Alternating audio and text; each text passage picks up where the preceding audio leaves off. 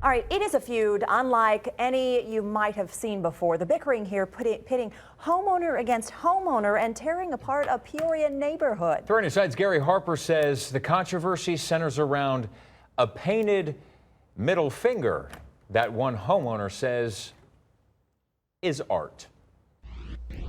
It's a universal symbol that speaks louder than words. I'm talking about the middle finger.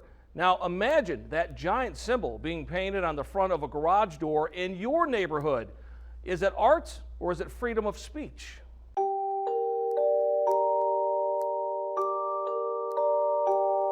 In this peaceful little Peoria neighborhood, you'll find well-manicured lawns and a general sense of pride when it comes to home ownership. But there's one particular house in the area that's causing a firestorm of controversy, and it's owned by this man. Hey, I wanted to talk to you about your artwork. Sure. How are you today?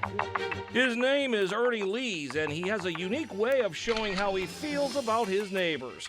According to Ernie, it all started 20 years ago and has really festered the past few years. This man's probably called the cops on me a dozen times, half a dozen times, half a dozen times, half a dozen times. I have never called the cops on any of these people once. So he painted this middle finger on his garage door to show his displeasure for those living around him. Why do you think the neighbors are having such a hard time with you? I notice there's kind of a clique here. The school teacher, dump truck driver, school teacher. Ernie claims the one-finger salute led to him being charged with disorderly conduct, but he says he beat the charge. I took it real serious. I hired a lawyer, and I had to defend myself, and the prosecutor realized that it's free speech. The middle finger stayed up for nearly a year, and Ernie eventually took it down. But now, he's getting underneath his neighbor's skin by having a professional artist paint this graffiti-themed mural on the front of his brick home.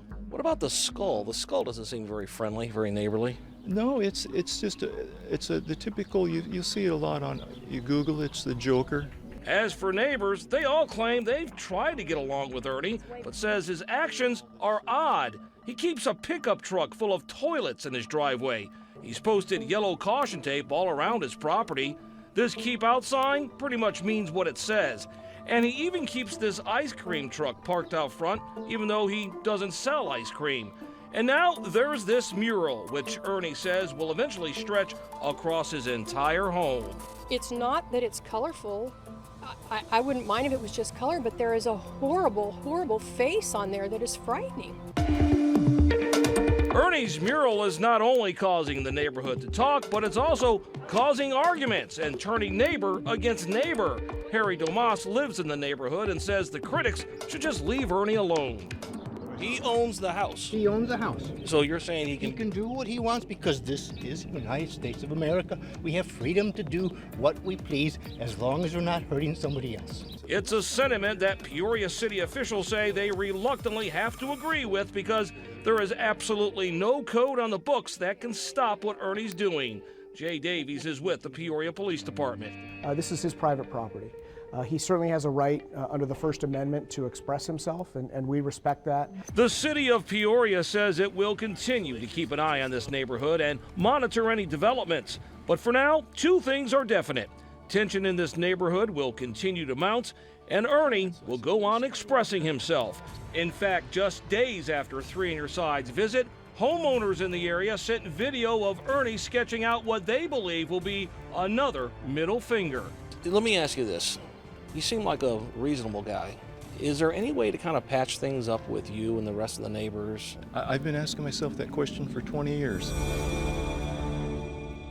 Some homeowners in that area say that their home values are plummeting and they need to do something. One option they're considering is creating a homeowners association. An HOA, they say, would have some kind of rules and regulations that would be able to crack down on a situation like this.